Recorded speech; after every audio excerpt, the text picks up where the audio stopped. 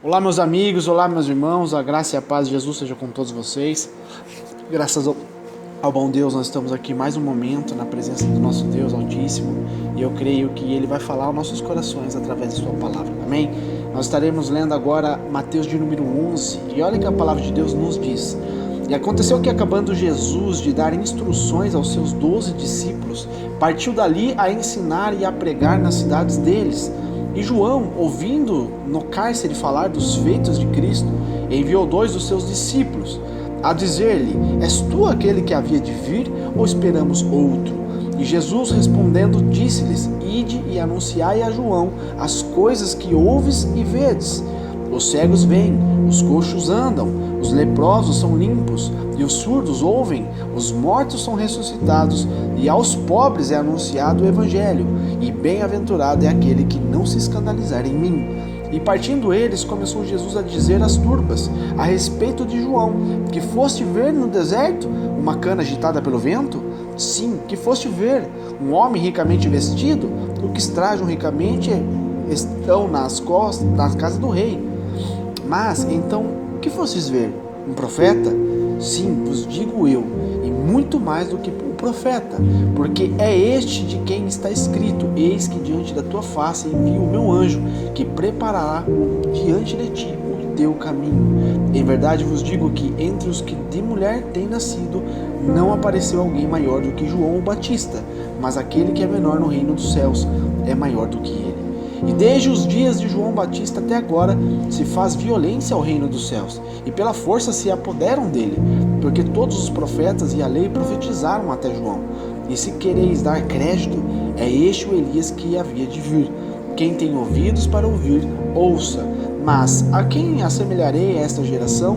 É semelhante aos meninos que se assentam nas praças e clamam aos seus companheiros e dizem: Tocamo-vos flauta e não dançastes, cantamo-vos lamentações e não chorastes. Porquanto veio João, não comendo nem bebendo, e dizem: Tem demônio. Veio o Filho do Homem, comendo e bebendo, e dizem: Eis aí um homem comilão e beberrão, amigos dos publicanos e pecadores, mas a sabedoria é justificada por seus filhos. Então começou ele a lançar em rosto as cidades onde se operou a maior parte dos seus prodígios, e não se haveram arrependido, dizendo: Ai de ti, Corazim, ai de ti, Betsaida, porque se em Tiro e em Sidom fossem feitos prodígios que em vós se fizeram, há muito que se teriam arrependido, com saco e com cinza. Por isso eu vos digo que haverá menos rigor para Tiro e Sidom no dia do juízo do que para vós. E tu, Cafarnaum, que te ergues até o céu, serás abatida até o inferno. Porque se em Sedom tivessem sido feitos prodígios que em ti se operaram, teriam ela permanecido até hoje. Eu vos digo, porém, que haverá menos rigor para os de Sodoma no dia do juízo do que para ti.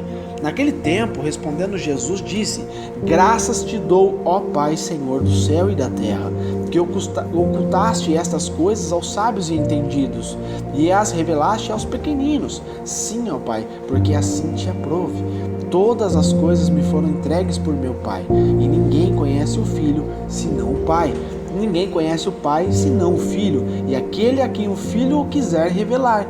Vinde a mim todos os que estáis cansados e oprimidos, e eu vos aliviarei. Tomai sobre vós o meu jugo, e aprendei de mim, que sou manso e humilde de coração, e encontrareis descanso para as vossas almas, porque o meu jugo é suave e o meu fardo é leve. Amém? Glórias a Deus por isso. A gente vê aqui, meus amigos, que Jesus continua a sua missão, a sua obra. Jesus continua ali enviando os apóstolos para pregar, e ele também sai para trazer as boas novas à humanidade, né? A gente vê que ele também saiu para pregar em várias cidades. Aqui a gente vê os relatos que ele ia de cidade em cidade pregando o evangelho, pregando as boas novas que o Pai o enviou, né? E ele diz aqui muito, e ele enfatiza sobre João Batista. Olha só, João Batista ouviu sobre Jesus e seu trabalho, aquilo que ele estava fazendo. E ali ele enviou seus discípulos para perguntar se era ele mesmo de fato o Messias.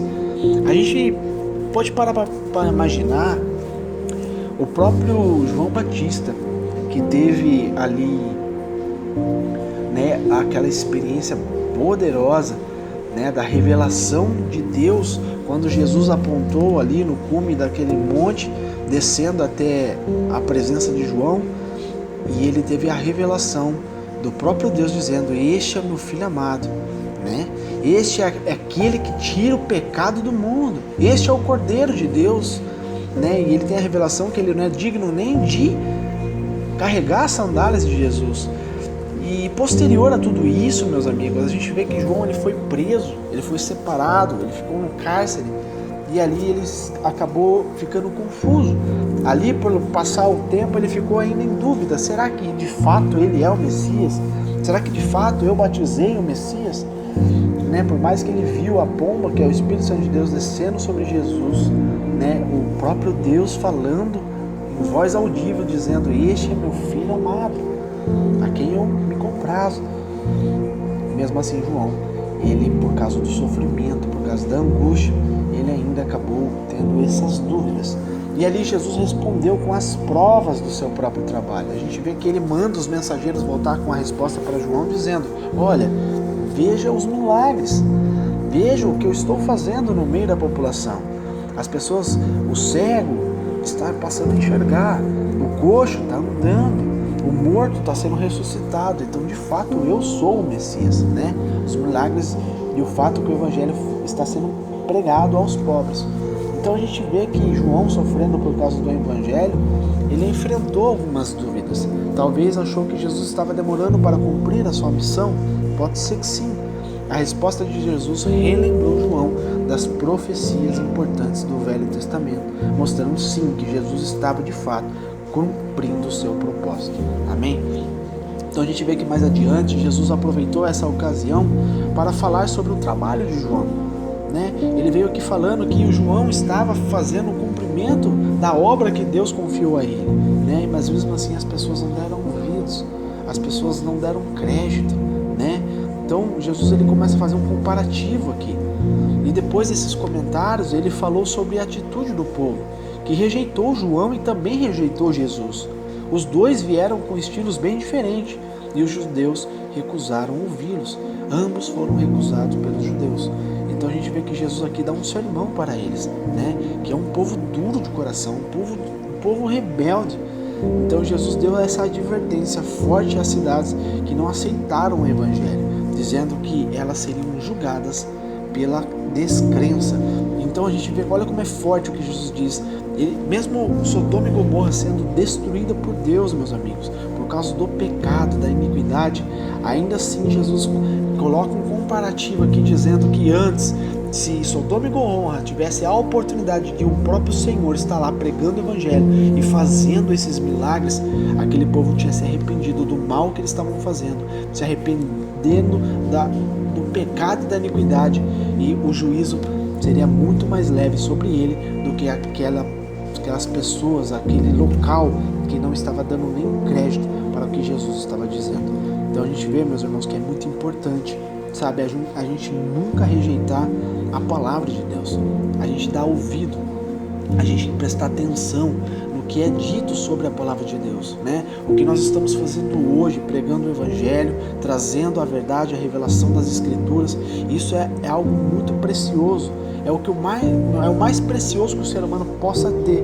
É alguém que prega a palavra assim como Jesus pregou. Amém? Então depois que Jesus deu essa advertência aqui sobre essas cidades, pois eles não estavam acreditando no que o Senhor estava dizendo, ele fala que elas seriam sim julgadas pela sua descrença. Amém? Então Jesus ali, posterior a tudo isso, ele começou a agradecer ao Pai por ter se revelado através dele, né, aos pobres e aos humildes. O Senhor está dizendo aqui, enfatizando que ele veio para os pobres e os humildes, né?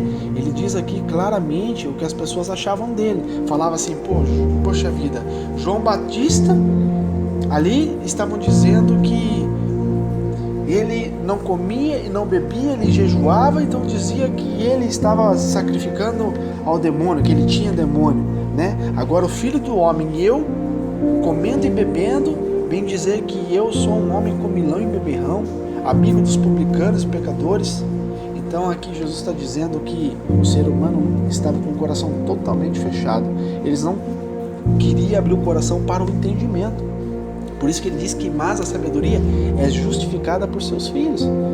Então ali a gente vê que posterior a isso, Jesus ali começou a lançar, sabe, em rosto as cidades onde ele operou a maior parte dos seus prodígios. O que é lançar em rosto? As pessoas entenderem e reconhecer que ele é soberano, que ele é filho de Deus.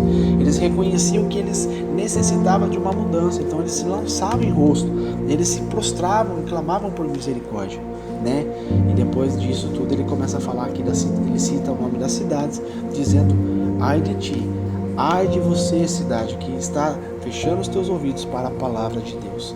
Então ali ele está dizendo que vai sim ter justiça, que vai ter juízo para todo aquele povo.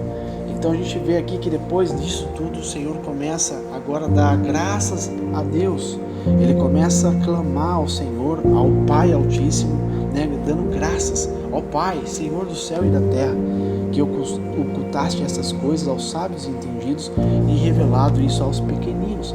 Irmãos, por isso que é muito importante nós entendermos que o Senhor ele veio para os que estão doentes. O Senhor Jesus veio, nosso Deus veio para aqueles que são necessitados, não para aqueles que se acham, sabe, que são superiores, que já têm de tudo, aqueles que são altivos, aqueles que acreditam que são sábios, doutos. O Senhor não veio para eles. Aqui está dizendo claramente, né? Ele oculta essas coisas dessas pessoas. O entendimento do Senhor, que é lindo e poderoso, é oculto para as pessoas que se acham sábias e entendidas de assuntos. E ele revela para os pequeninos, para aquele que não é. Aquele que não é passa a ser. E aquele que acha que é passa a não ser. A gente pode pegar todas as coisas que Deus faz com o ser humano, a gente vê que é o oposto da humanidade. O que o homem acha que é bom, para Deus não é. Por isso que se você vê o Senhor separando pessoas que são totalmente arrebentadas, pessoas, sabe, que vivem uma vida terrível. Quantas pessoas eu conheço, né? E o Senhor começa a lhe limpar, o Senhor começa a transformar e as pessoas começam a ver aquela pessoa que não era nada, não valia nada. Daqui a pouco o Senhor começa a trabalhar na vida dessa pessoa e faz essa pessoa se assentar com os príncipes. É isso que Deus faz, entende? Porque Ele revela as coisas para os pequeninos, aquele que não tem valor, aquele que não é enxergado pela humanidade. Então, nosso Deus, Ele é poderoso e Ele ama a simplicidade e a humildade do ser humano. Amém? Então Ele diz: sim, ó Pai, porque assim te aprovo. O Senhor tem prazer nisso.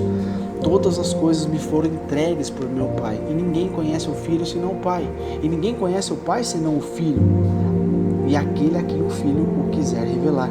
Deus está no Filho, o Filho está em Deus, né? A gente sabe que nosso Senhor Deus e Jesus é a Trindade junto com o Espírito Santo de Deus. Eles são um só, que se divide em três, que cada um tem a sua função. É algo muito, muito poderoso isso tudo. A gente tem que ter, sabe, o discernimento para poder compreender essas coisas. E aqui ele enfatiza muito isso, que ninguém vai conhecer o Pai senão pelo Filho. E ninguém conhece o Filho senão pelo Pai. Entende? Então, ele diz aqui para finalizar: vinde a mim, todos os que estáis cansados e oprimidos, e eu vos aliviarei. O Senhor tem alívio para você. O Senhor tem alívio para a tua casa. Se você está cansado, se você está abatido, oprimido por causa das lutas, das dificuldades que você vem passando por causa da palavra de Deus, clame ao Senhor, porque Ele tem alívio para você. É a palavra de Deus e Ele cumpre o que Ele diz, né? Então Ele fala aqui: tomai sobre vós o meu jugo e aprendei de mim, que sou manso e humilde de coração. O próprio Deus ensinando à humanidade que Ele é manso e Ele é humilde de coração. Então, meus irmãos, algo que nunca pode crescer no meu coração e no teu coração é, sabe, a altivez, é a arrogância. Se o próprio Deus fala que Ele é manso e Ele é humilde de coração, o que você acha que Ele, o que, sabe, nós podemos entender que Ele acha de uma pessoa que é totalmente arrogante e é altiva? Não faz parte da vontade de Deus, não faz parte do reino do Senhor. Então essas pessoas são descartadas. Por isso que nós temos que ter a mansidão e a humildade que nosso Deus tem.